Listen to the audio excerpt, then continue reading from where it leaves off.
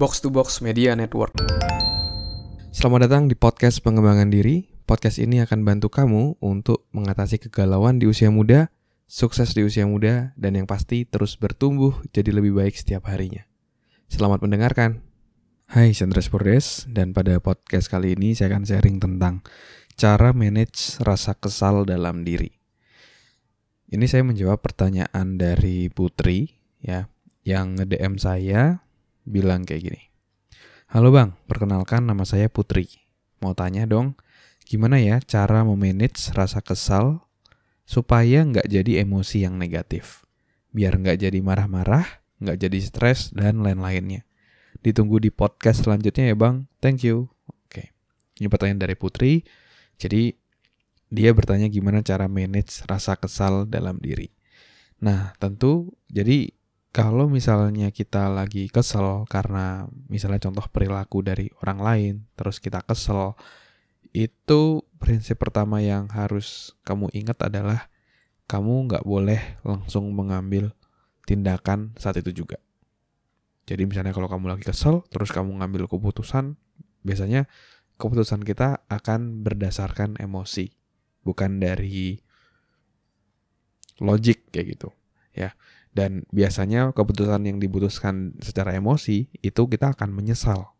Jadi biasanya kalau misalnya kita lagi kesel, langsung kita mengambil keputusan, kita ngambil tindakan, biasanya kita akan terpancing untuk marah-marah juga.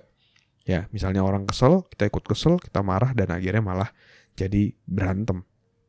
Dan ketika seperti itu terjadi, malah justru ke depannya jadi nggak baik.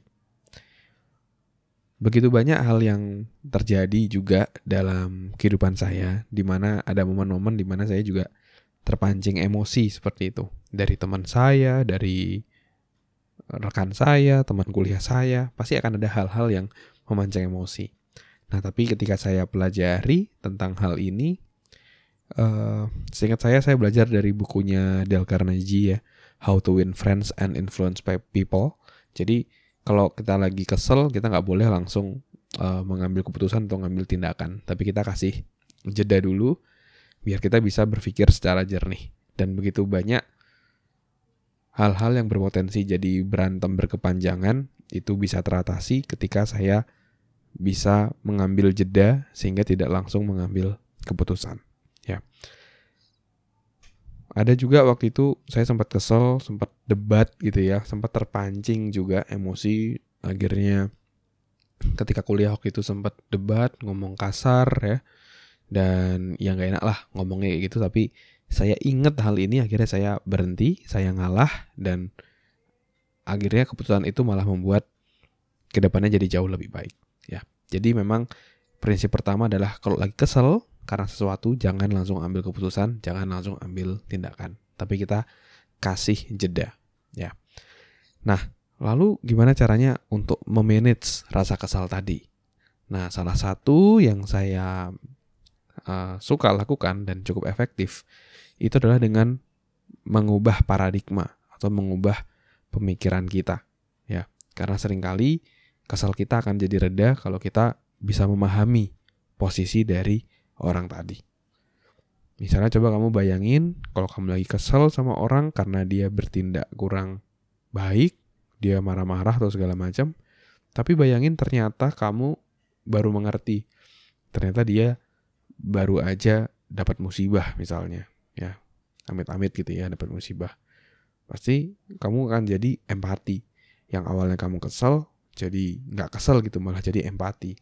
Ya udah, dibiarin aja dia marah-marah, nggak apa-apa untuk meluapkan emosi yang ada dalam dirinya, ya. Nah, kamu bisa menggunakan perubahan paradigma atau pola pikir ini untuk mengontrol rasa kesal dalam dirimu gitu, ya. Kamu bisa mengkonstruksikan pemikiran-pemikiran tertentu dalam pikiranmu sehingga kamu jadi nggak kesel. Misalnya contoh, ada yang lagi marah gitu, lagi kesel, kamu jangan terpancing emosi, tapi kamu bisa berpikir, oh mungkin dia lagi have a bad day gitu ya, harinya mungkin lagi buruk, jadi kesel gitu. Jadi kamu jadi empati lah, jadi maklum sama dia, dan kamu jadi nggak terpancing emosi. Atau yang tiba-tiba ada yang ngeselin kayak gitu, nah tergantung kita nih, yang memberikan arti apa, berpikir memberikan makna apa terhadap hal tersebut sehingga kita nggak kesel sama dia, ya. Jadi semua kembali ke dalam diri kita, ya. Manusia yang dewasa itu adalah mereka yang tidak dikendalikan oleh hal-hal di luar dirinya, tapi justru dia yang mengendalikan dirinya sendiri. Semakin dewasa, kita semakin bisa mengontrol emosi kita, tidak menjadi orang yang reaktif, tapi menjadi orang yang proaktif. Oke, jadi kesimpulannya adalah ketika untuk manage rasa kesal dalam diri, yang paling utama yang harus kamu ingat ketika kamu kesel adalah jangan langsung bereaksi, tapi kasih jeda ya, agar apa yang kamu lakukan tidak berdasarkan emosi sesaat yang malah bisa bikin kamu jadi nyesel gitu ke depannya ya. Dan juga selanjutnya kamu juga bisa ubah paradigma kamu ya. Kamu berpikir buat kata-kata tertentu, kalimat-kalimat tertentu dalam pikiranmu sehingga kamu tidak jadi kesal sama dia.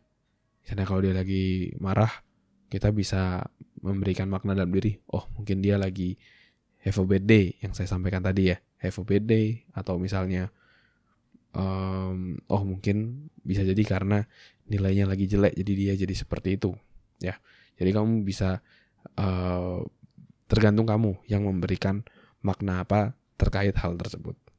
Ya, kalau kamu memberikan makna, oh berarti dia nggak menghargai saya nih. Wah, bisa jadi kamu yang emosi gitu, karena kamu yang memberi makna seperti itu. Ya, jadi sekali lagi orang dewasa adalah orang yang bisa memanage emosinya. Dia bukan orang yang reaktif terpancing emosi, tapi dia bisa proaktif. Dia bisa memilih, bisa mengendalikan emosi apa yang mau dia tampilkan.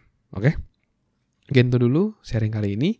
Semoga bisa bermanfaat. Dan kalau kamu rasa ini bermanfaat, kamu bisa kasih bintang 5 di podcast saya. Silakan masuk di profile podcast saya. Dan di bawah deskripsi silakan klik bintang 5 ya. Buat kamu yang masuk lewat handphone.